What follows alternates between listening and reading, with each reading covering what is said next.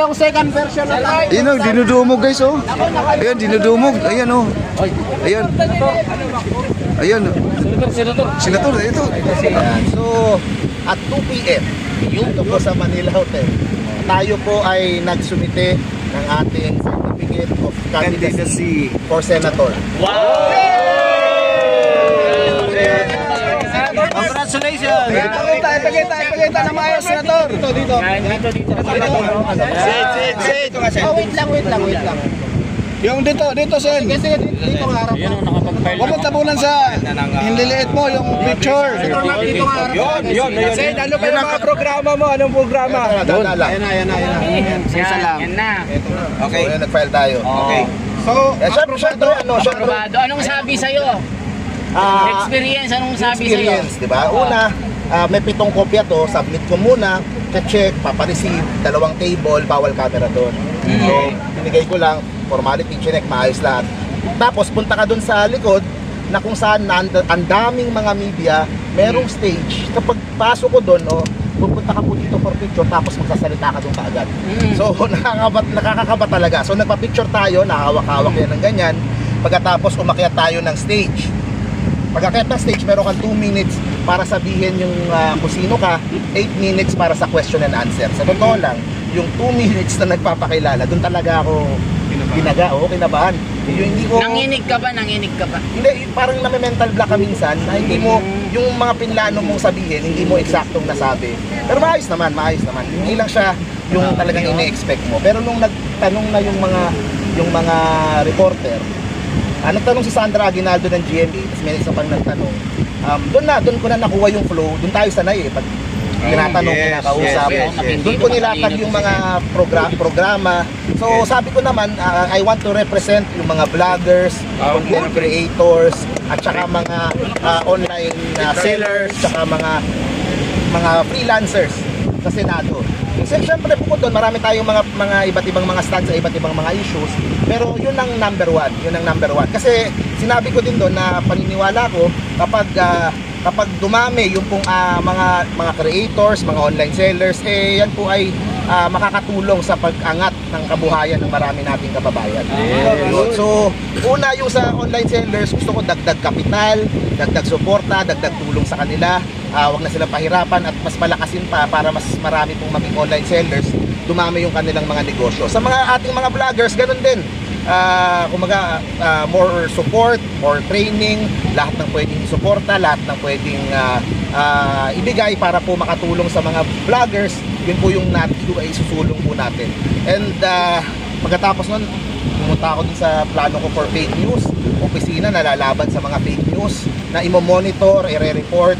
Tapos pagkatapos nun, ang huli kong sinabi, gusto kong maging tulay sa mga netizens. Kung ikaw man ay BTS, kung ikaw man ay loyalista, kung ikaw man ay Pink, Iskonian, Tulfo, kung ano man, na hindi man tayo magkakapareho ng paniniwala pagdating sa politika, pwede pa rin tayo magkaroon ng respeto sa isa't isa at pagmamahal sa isa't isa.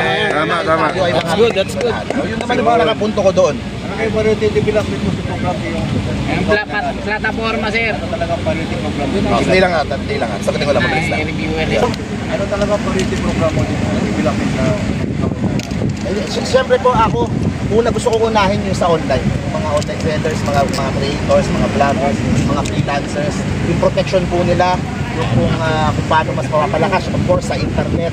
So yun po yung isa sa mga gusto po natin. Pero marami pa po tayong mga gustong ilatag pagdating po sa ekonomiya, paano gagawa ng mga trabaho, paano mapapaganda yung mga iba't ibang mga industriya.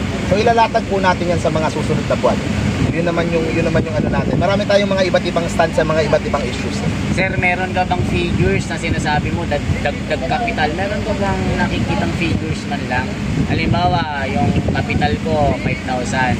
Sabi mo kasi dagdag capital. Ano yung target goal mo na figures na dagdag capital?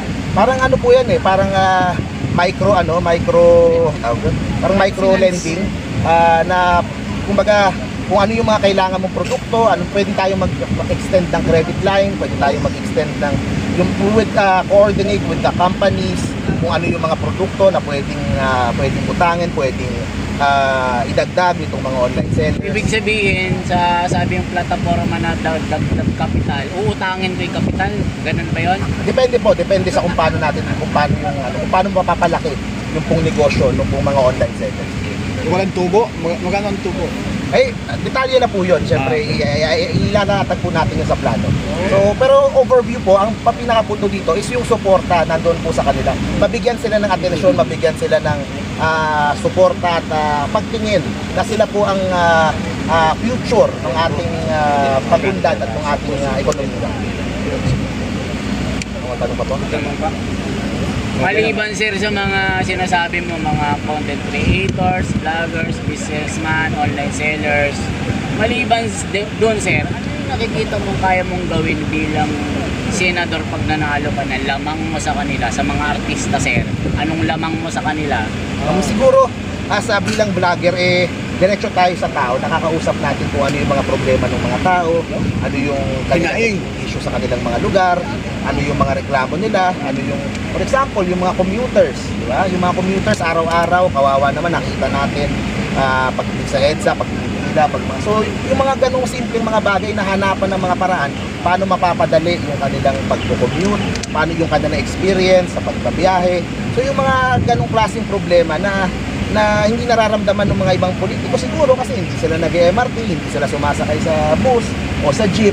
So, yun po yung gusto nating mabigyan ng atensyon at mabigyan po ng aksyon.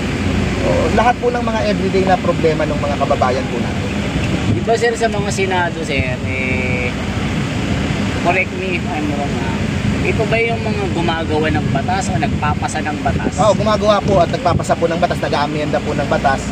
Siyempre po, meron po tayong mga iba't ibang mga mga iba't ibang mga gusto ding pa-amyenda at ipapasang batas, ilalatag po natin yan sa mga halimbawa sir, magpapasa ka ng batas, ano po yun? Bakit? Ano yung nakikita mo nga kulang pa sa batas po, sir? Kulang pa, napakaraming batas pero ano pang dadagdag mo sir? Ay, marami po sa iba't ibang aspeto ng pero ang inilatag ko lang po muna ngayon yung pong suporta sa social. Patikim lang yon. Patikim pa lang yon. Grabe pala, susunod na buwan po, ilalatag po natin yung mga ibang programa. Per sector Nangyari sa agrikultura, ito yung natin, yung sa mga factory workers, ito yung suporta natin. Sa entertainment industry, gusto natin palakihin. Gusto natin bigyan ng suporta, parang K-pop, drama, sa Korea. So, ibang din po yun. So, yun po yung mga iba't ibang mga sektor na bibigyan natin ng programa at bibigyan natin, mag-offer tayo ng ideas at solutions na ramdam ka agad nung po mga tao po doon. Kasama mo na din sir yung peace and order. Drama mo. Peace and order. Kasama po yun. Siguro ang pinakamalapit dun sa mga nasabi nyo lang, peace and order, healthcare. Kasi ako ay natuto kay Yorme Isko ng mga ginagawa niya pag sa Maynila. So lahat po ng mga natutunan ko doon, yung mga housing, yung mga hospital, yung mga lahat po na natutunan natin, try po natin i-gawin sa iba't ibang parte ng bansa. Okay. Yung mga kababayan natin, Senator, na nakatira lamang sa bangketa, anong action natin dyan? Tayo ay makaupo na. Hirap talaga yan. Yung mga homelessness and yung mga mabahay po talaga solusyon, pero siyempre matrabaho yan at maano yan, kailangan po niya ng malaliman na solusyon. Pero ang pinaka talaga is trabaho dito, trabaho sa probinsya. Marami sa mga natutulog sa kalsada, mga taga-probinsya kasi ayaw nilang umuwi kasi siguro walang pagkakakitaan doon. Mabigyan po ng mga pagkakakitaan sa probinsya, mga factories and mga pwede nila maging trabaho, hindi nila kailangan makapagsiksikan dito sa Maynila. Sir, how about dun sa flood control? Ay, nako. Bayad muna tayo dyan. Alamin mo na lang.